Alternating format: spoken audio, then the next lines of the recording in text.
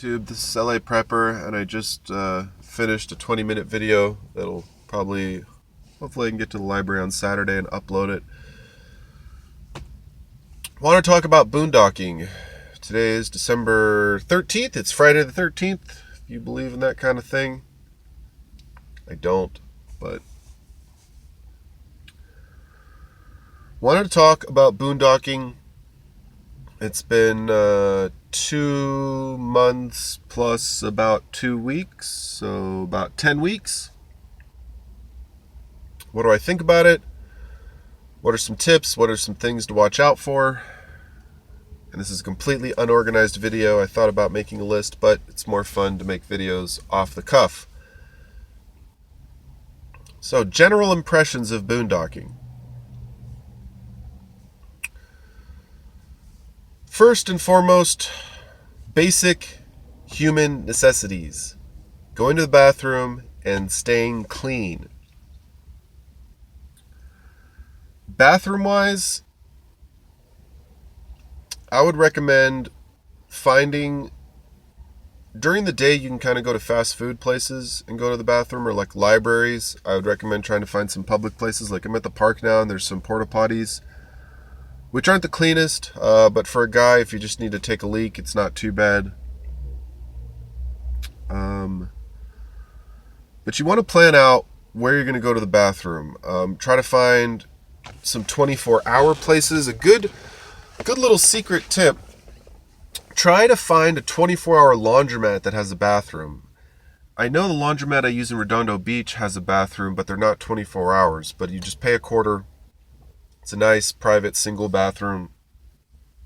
I've used it on more than one occasion. If you don't, I happen to have 24 access to work, so I have had to use the bathroom at work sometimes at weird hours, or even like on a Sunday or something, which is pretty convenient for me. You might not have that convenience, so if you're like me and you're boondocking in a vehicle that's not an RV, doesn't have a bathroom in the vehicle, you're going to want to think about where you can go to the bathroom. Walmart's another good one. California doesn't have a ton of 24-hour supercenters. There are some, but I would, try to make a list, and if you know you're going to boondock or you are boondocking, definitely you're probably already figured out. But if you're planning on doing it, where you're going to go to the bathroom is going to be big. Keeping clean. When I first came to LA, I lived in my car for a couple weeks while I was delivering for Postmates. I needed to find an apartment, and I lived in San Diego, and it's not that far, but I just, it's like 2 hours up and 2 hours back, and then driving around looking at apartments. I just didn't want to do it. So I was like, I'll just go there. Then I can drive around, get to know the area, figure out where I want to live, all that stuff. But if you don't... So anyways, the keeping clean. I took showers at the local pool in the morning or at the beach. The water at the beach was not warm, but it wasn't cold. It was sort of like lukewarm. Obviously, warm showers are nice, so I recommend a gym membership, to be honest. A 24-hour gym with a shower is really a great solution for bathroom and shower needs. You might feel a little weird about going in there just to use the bathroom and leaving, but if you want to mask your boondockingness a little bit, just go in there, go to the bathroom and just walk on the treadmill for 10 minutes or 20 minutes or whatever. Nobody cares.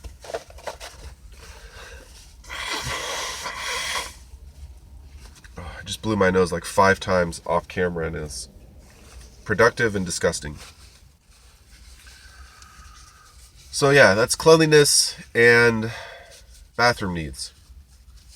Food-wise, I haven't tried cooking anything while boondocking. I don't have a lot of space in my car. I could certainly keep some cooking stuff in my car, but doing dishes without a sink, and then you're using like all paper plates if you're not doing dishes, but even the stuff when you're cooking, pots and pans, trying to clean that stuff by using like gallons of water, it's a little bit of a hassle.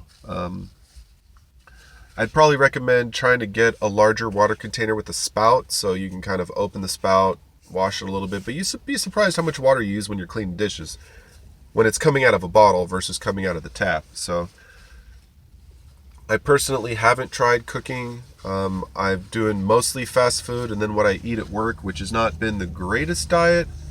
Hasn't been a terrible diet, but it hasn't been the greatest diet. I need to get a little more fruits and vegetables. Um, but yeah, so that's food stuff. Income wise, I have a full time job, so I'm not worried about that so much. Um, I will say that if you plan on keeping your car running, and I'll get to power and maybe the next point, but if you plan on keeping your car running a lot, keep in mind that it is going to cost money. That's part of the reason I got this battery, so I could charge it at work and not have my car running all the damn time. Because running a car just to charge a phone is a huge waste of gas. I don't know how many gallons I burn an hour, but I would say at least a gallon an hour, and that's like 350 around here, maybe 375 for 89. So keep in mind that if your plan is to keep your car running a lot, I really don't recommend it because you're going to spend a lot more money on gas. Eating at the places that I eat, it doesn't cost a lot of money. Obviously, you're not going to have a lot of bills when you eat out. Hopefully, you're not going to have any of the housing related bills, rent, power, sewage, trash, all that stuff, but you might still have health insurance, you're still going to have car insurance, you're still going to have your phone bill. So you will have bills. So don't think when you're planning on boondocking that you're going to just, I pay, $1,500 a month, for rent and all this other stuff, and I'm just going to save all that money, because you're going to spend more because you're eating out, because you're paying all this money on gas. You might have to work on your car a little bit more. I bought a $150 battery because I basically killed my battery starting and stopping my car. The battery was 3 years old, but I definitely accelerated its death starting and stopping really frequently. I had to buy one before I left on Thanksgiving because it was dead when I came back from Europe. Then I got it jump started, then I got it tested. They're like, your battery's so dead, we can't even test it. So they charge it for an hour, then they test it. They're like, oh yeah, your battery's gone. So I bought a new one with a 4-year full replacement warranty. Champion from, I think, Pep Boys. Ordered online, saved 25%. Was going to save 35% because I literally bought it the Thursday before Black Friday, but or I think the Wednesday before Black Friday or whatever, but I needed to get to the airport on Thursday or Wednesday morning or whatever, so maybe I bought it Tuesday. But the point is, I didn't get that extra 10%. But it costs money to boondock, so don't think, or maybe a parking ticket. I got one parking ticket so far in all my boondocking, which isn't too bad. Overnight parking, just be careful. Don't risk it. Park somewhere where you're not going to get a ticket when you wake up, or set your alarm. Today's Friday, so where I park, there's street sweeping from 8 to 10, and since I'm on this swing shift from 10 to 8:30, it's not too big of a deal. But when I was on the night shift, trust me, going to bed at 3 o'clock and waking up at 8 or 7:45 is not the greatest. So we talked about cleanliness, bathroom needs, a little bit about food, a little bit about income. I will say that when you're boondocking, since you're going to be in a car, consider a car-related income thing. So delivering food for Uber Eats or Postmates could work. I wouldn't recommend Uber because, not to say you couldn't do it. I have an air mattress in the back of my car because I have trouble sleeping in the seat. I've done it, but it's not super comfortable. So if you wanted to either get rid of all the boondocking crap out of your car and put it in storage and then go Uber all day and then go get all your crap from storage, you could do that all day. You'd make decent-ish money. You'd make probably anywhere from like 80 to 150 bucks a day if you were, working for several hours in a metro area. But Uber Eats or Postmates food delivery or stuff delivery would be a lot easier because then you can keep all the crap in your car. Nobody cares what's in your car. You still make some decent money. I don't really like that type of work because it puts a lot of wear and tear on the car. And the taxes and stuff that you have to pay as a W-4 employee kind of suck. So just keep in mind that you can do side business stuff, from the car, but it's not without cost. So it might be, oh, great, I made $20 for this delivery, but how much wear and tear did you put on your car? How much gas did you spend? How much is your time worth? And after you take out the cost of the car maintenance, the gas, and all that, you might be working for like $8 an hour. So you might be better off just getting a full-time job at In-N-Out, which pays, more than maybe delivering Postmates. All right, so I think that's enough about income. Security. There's probably different schools of thought on parking in the same place every night versus parking in different places. I've only, I think, had one problem with where I parked, is that I parked in front of somebody's house and I sort of heard them saying something like, "Are you serious?" or something like. People in LA, there's not a lot of parking spots, so most of the time people probably are used to parking near their house, possibly even in the same spot if that spot is always available. So having heard this lady talk about, I don't know if she was talking about me, but I think that she was, because she could tell like I had some stuff up in the window. I just moved. I'm not even dealing with it. I'm not even fighting with her. I can park here. It's a free country, blah, blah, blah. Not even going there. I'll just move. Don't need any trouble, whatever. Don't need her whole family coming out and giving me shit, calling the police. Oh, this guy's sleeping. I don't think you can call the police when someone's sleeping in their car. But anyways, I have slept basically in the same spot every night or within a block or two. It's really nice because it's nice. It's next to the freeway. There's typically parking, and because it's right next to the freeway, I can just block off the front of my car, the back, and the side, and a little bit on this side. And I have very limited traffic, foot traffic around me, and somewhat limited car traffic because it's a through street, but it's not like you would drive it. You wouldn't take that street unless you lived there typically, so there's not a lot of through traffic. I have, a folding blade, my Kershaw that, I'm going to forget.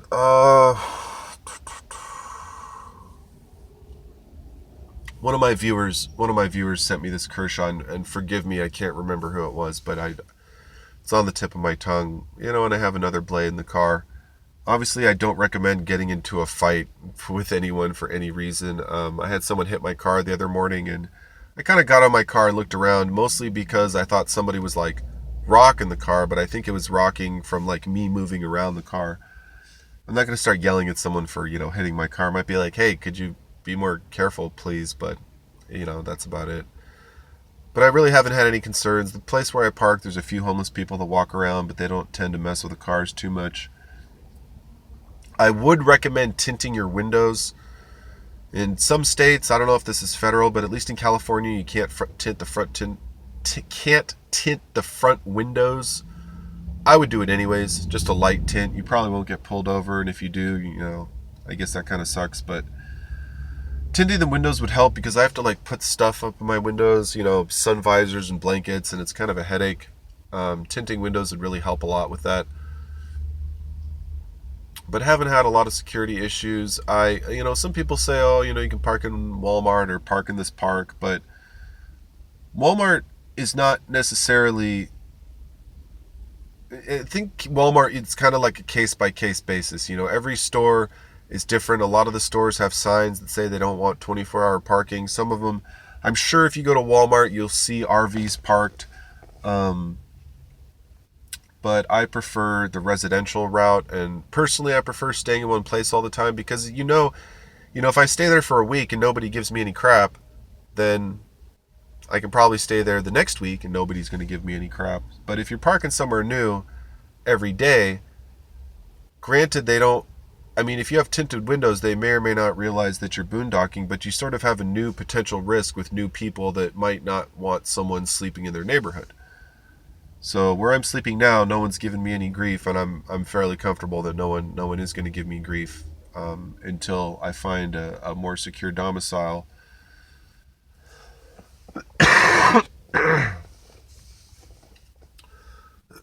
What else? Sleeping arrangements. If you're considering boondocking, figure out whether or not you're going to try to have some kind of real bed, like an air mattress, or you're just going to sleep in your seat. If you're planning on sleeping in your seat and reclining it, I recommend you to try it before you start boondocking. Figure out how far back your seat goes. Figure out if you can comfortably sleep in your seat. I'm kind of a side sleeper, so sleeping in my seat is not an easy thing to do. I prefer to sleep on my side. I have fallen asleep in my seat before, but I have to be pretty darn tired, or inebriated or something, So it's not the easiest thing for me to do. Figure that out. If you have enough space in your vehicle, do you have to take out seats? Do you need some kind of platform? Will an inflatable bed fit? Don't buy some cheap little crappy mattress and think you're going to be comfortable on it. Get something decent. I'm really lucky this full-size inflatable airbed fits in the back of my car.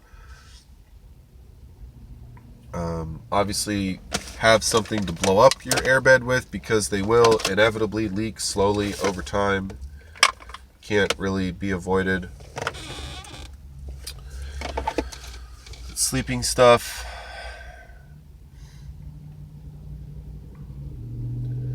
In and of itself, it's not difficult to exist in your car. You're going to fall asleep, you're going to wake up, you're going to eat, you're going to go to the bathroom, all that stuff you're going to figure out one way or the other. That's kind of the bottom line in boondocking, is you're going to figure it out. You figure out where you want to park, what you want to eat, what you want to do to kill time. I would recommend trying to plan on occupying yourself with productive stuff. I have the full-time job right now, so I don't have a ton of spare time. Sometimes on Sundays I have a little bit of spare time, but if you haven't been reading much, get into reading. If you don't work out, get a gym membership. Find some parks in your area. Join some meetups. Go hang out with some people. Don't spend all the time in your car. I've been spending too much time in my car, and I know it's kind of grating on me a little bit. There's no reason to not live a full life just because you're sleeping in your car. It's stupid. I don't know if anyone feels like that. Maybe it's the income, or maybe it's difficult because they leave their car parked in one spot, but I prefer the car boondocking method versus the RV boondocking method. Granted, it's a lot more comfortable to live in an RV, but it's a lot more of a hassle. They're bigger, they're harder to find parking spaces for, they take a lot more gas. You might save a little bit on cooking in your car versus buying fast food, but if you buy fast food right, if all you did was buy fruits and vegetables and a few fast food items, you'd be doing okay. I mean, I'm at the park now, there's grills. I could be grilling up some bacon on a cast iron skillet or something. Of course, then I'd have to clean a cast iron skillet, etc., etc. But I think boondocking is a good means to an end. I'm not sure it's a great permanent lifestyle. Obviously, people do it for a lot of different reasons. It is expensive to find somewhere to live. But I think there's a certain amount of mental comfort from having a home, from having a structure, where you can go there and you say, even if you're renting, you can say, this is my structure, this is where I live, this is where my stuff is. I can wake up, I can go to, at any time of the night, I can go to the bathroom, I can take a shower when I get home. Everything is a lot more convenient when you have somewhere to live, obviously. But boondocking is certainly a viable solution to those who maybe they work a lot, so they're not at their apartment a lot. Maybe they don't have a lot of stuff. That's the other thing. Putting all your stuff in storage is a phenomenal solution. You'd be surprised how much stuff you don't need. The only things you really need are your clothes, a little bit of you kind of think about it like traveling, right? It's like you're traveling, but you're staying at home. You need clothes, you need some toiletries. That's about it. You don't need a TV. You don't need furniture. You don't need all those other knickknacks on the shelf. Even your preps can go in storage. The majority of storage places that aren't indoors, if the world came to an end, all you'd have to do is hop a fence to get your stuff. And if the world really did come to an end, I guarantee somebody would bust that gate open and you'd drive right up until you ran out of gas. So having your stuff in storage, as long as you're within, a day's walk from it, is probably not going to be the end of the world at the end of the world. So, it's really People have too much crap. Oh my gosh, people have way too much crap. Even when I was putting my stuff in storage, I was sort of considering trying to calculate how much it's all worth and how much it would cost to replace it all, and I just said no, I'm not doing it. It's like $75 a month for storage. And granted, I probably have less, aside from cash, I'm sure I have less than $1,000 worth of stuff in storage, but the time and energy to find all that stuff, and some of it has sentimental value, like my snowboard gear. I really like my snowboard gear. Some of my motorcycle stuff is, I have like a jacket and some pants that are kind of snug. The helmet, which isn't that great and it's kind of breaking down, to be honest, sadly. Need to get a new helmet. But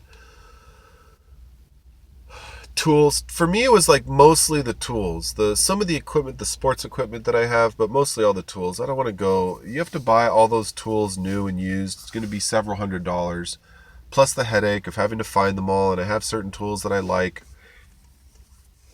my skill saw, my cordless drill that my friend gave me. So I really didn't want to sell it all, because that's the thing, by the time you take all the time to sell all your stuff, you get ripped off on selling all of it. Then you got to buy all the stuff brand new or used. So, it would have taken me weeks and weeks and weeks to get all that crap. I would have lost so much money. I'm really not too worried about a few months at $75 a month. And then I think the last point I'll make about boondocking is mental fortitude. Boondocking obviously gives you a lot of time to think about life.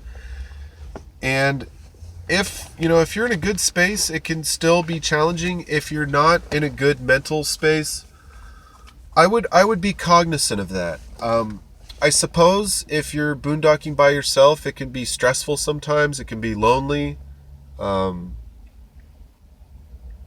It can be a little bit taxing emotionally. Sometimes you'll park somewhere and your favorite spot, people are up or loud or smoking, or somebody pulls behind you and their lights are on for like 20 minutes and you're like, what the F is this person doing behind me with their lights on for 20 minutes? Are they going to come talk to me, or who knows what? I've had a few things that kind of made me uncomfortable. I heard some firecrackers the other night that kind of sounded like gunshots, and so I would consider your mental health something to be very cognizant of when you're boondocking. Making videos can help. Staying in touch with your friends can help. Like I said, don't spend all your time in your car, whether or not you have a full-time job. Do your best to live a full, healthy life. Make goals. Achieve those goals. Better yourself. The biggest difference between you sleeping in your car and you living in an apartment should really just be where you take a shower, where you go to the bathroom, where you eat, and where you sleep. Beyond that, there should really be nothing stopping you from pursuing the life that you want to live. Making the friends you want to make. Relationships obviously can be a little bit challenging, because not every girl or guy wants to go back to your place in your car, But love conquers all, right? Can love conquer sleeping in the back of an RX 300? Well, I haven't tried yet, but hopefully we won't have to test that theory.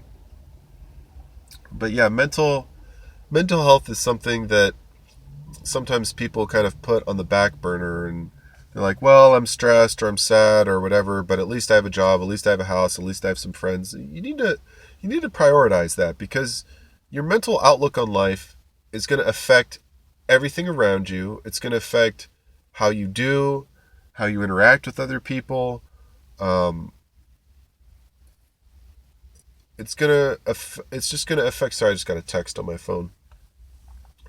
It's going to affect everything. So in my own personal case, I was, I think, in a pretty good mental place before I started boondocking. I had like a few stressful incidents here and there, but it sort of strengthened my mental fortitude that, look, it's not the most fun thing in the world, but it's definitely not the worst thing in the world. It's quite tolerable, largely speaking.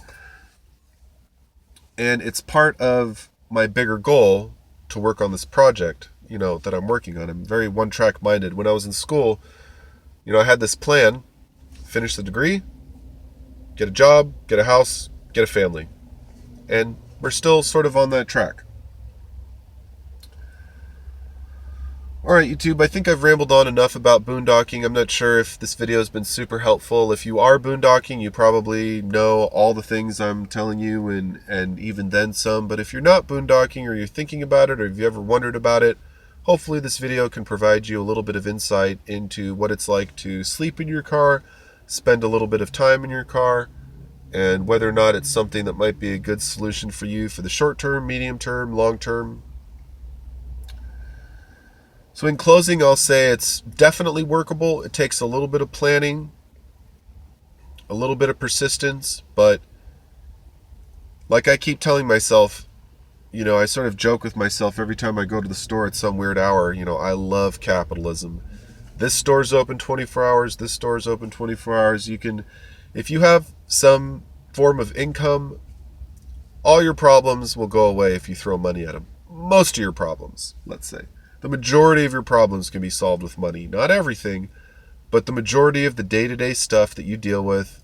My battery's dead, I'm hungry, I have to go to the bathroom. All those things, I need a shower. They can all be solved with money. So get your income straight, do a little planning, and then take action. And you'll find, if you try it, that it's quite manageable. And there's a lot of people that are doing it. A lot of people have done it. It's not anything new. So, you don't need to pat on your back for getting the gold star for, yay, I boondocked, One of my coworkers did it for several months, and someone I joke with her about it, she's just kind of like, yeah, what? You're sleeping in your car, who cares? Whereas some of my other coworkers are like, oh my gosh, I don't know how you do it. I can never do it. And I'm like, well, I'm sure you could if you had to, but when you have $20,000 of music equipment, or you have a family and kids, it can become challenging. So if you're single, no kids, now's the time to try it.